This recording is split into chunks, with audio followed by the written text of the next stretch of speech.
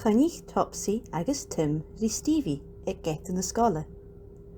Bha Stevie a coiad wafasach bránach. Dé ceall Stevie, ghainich Tim. Cha talm an scol, thuair Stevie. Bha Stevie nas talaichte nu a chaig an chlás, ach ag am cloich cha dó ag géirí a gáil amach. Dé ceall Stevie, ghainich Miss Terry. Chaniad dat, thuair Stevie, agus chaia amach far an rá Topsy agus Tim a cloich tig san rang chloiche cálar in carriage nachcha. Hánig Stevie amach agus háisí Kerry a dolas a gé. Bha Stevie a ré fallamh nu a lig Seamus leis a chas. Háisí Stevie a cóineach. Ha usa mar leanamh a cóineach, ghéh Seamus agus a charid Sylvie.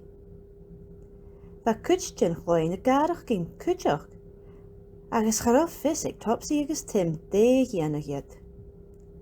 Is dé am cloiche be P.E. a bhain. Chud a chlán ar na plimsolls. Bha thula dunne déisial, ach Stevie. Gais ar Stevie, a sin a bheithrút, thuair Miss Terry. Cha nudaí go má bhrá go warach, ar sa Stevie. Seo an peg Stevie, thuair Topsy. Cimar a thuaire an sin, ar sa Stevie. Prib Sylvie a súil rí Seamus, agus chunig Timmy. As dé na scoile, dhís Topsy agus Tim do bhamí me dhéon Seamus agus Sylvie.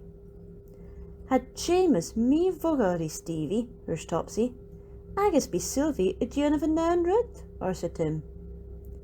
Ha meise smáineach chuh go raibh burraidhean a tháinig Seamus agus Sylvie, thuair Mammy. Dé tháinig burraidh, thuair Topsy. Se cuidig in a tháin a bheits a gáisteach ná chur eagal a duine eile, thuair Mammy.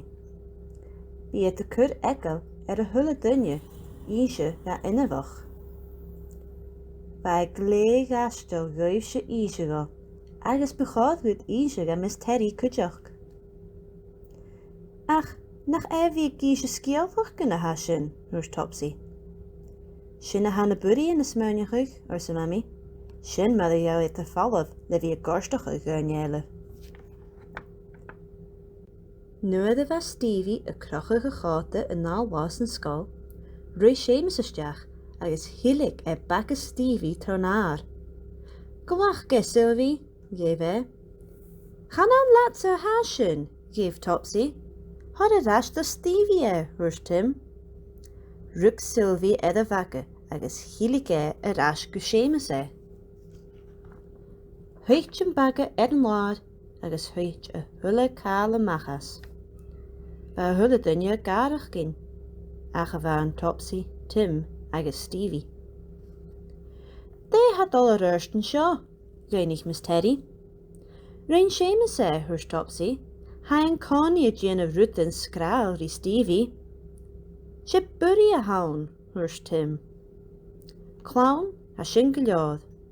Ha meise smáineach go bhfuil an talm ann cád a chlás a bhíacin. Nu de bhil a chlán i fat sochgar, bhríonn Miss Terry rua me bhuriach. Ghainich I gaibh, dé ní burraidhean. Bí a bódach agus gad gáisteach thuair Standy. Ha iad a gadam enam an áist, ar sa rá. Bí iad a táist a charitin a bhí donna rucht, thuair Louise. Ha iad a smáineach go bhfuil éhín agus chan neamh fisachcha an cánaí go bhfuil iad a gáisteach na farach cinacad, ar sa Alice. Cur son a ha burraidhean chá mí bhogáil, thuair Topsy. Uirnan bí burraidhean an burraíoch géad hain, ar sa Miss Terry. Agus bí a déanamh an nán rútaí cuidig an eile ád ha a táist orra a bhí farach gin mór. Ba Topsy agus Tim a farach gin bránach is an na burraidhean. Cha tuilleann burraidhean, thuair Kerry. An tuile duine san bíonn seo burraíoch, thuair Miss Terry. Cha tuil, ghéh a chlán a fat. Ag am bí, hui Miss Terry, Seamus, Stevie agus Sylvie rí chéile is an bréin. Ha mi dúlaich gon ra mi mí bhógáil rút, ors Seamus, agus bheith coiad bránach. Mis a cúteach, thuair Sylvie. Chanean sin a son a bhí an burraidhean. Tath believe is son a bhí dúlich, thuair Stevie. Chudú drug orm, ach lig lein a bhí na chadid an cáda. Chluiche thulla duine rí chéile. An nuair sin, bheith an tam ann is Bun-sgoil ar as steig an chlas. Bheith sibh ulla chluich cáda thuair Miss Terry. Bheith tá spársacin ar sa Tim. As J Scoil, roi Topsy, Tim agus Stevie a chunnechuig na maithaigh nachcha ag get na scoile. An roscoil cears go leor aniu, gainig Mammy Stevie.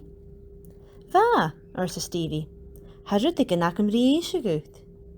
Dhís Stevie rí a bhathad go nó Seamus agus Sylvie ar a bhí ga bhúraíoch. Ó, mo chreach, thuairt Mammy a coiad tra chéile. Na gabh drag Mammy, thuair Stevie. Dhís Topsy agus Tim rí Miss Terry mo dhéin agus bhríon iad is a chlasad fat. Ha mi a farach cinn tád na bead ó hiúns gan túair Seamus agus Sylvie gan roiad dulich. Thug Mammy Stevie cadal mód ga. Diadí Stevie, hí sin a marach ú, ar sa Topsy agus Tim. Rein Stevie gada. Hí mi a marach, cha nudding ó fehib rí tílich an scoil inis.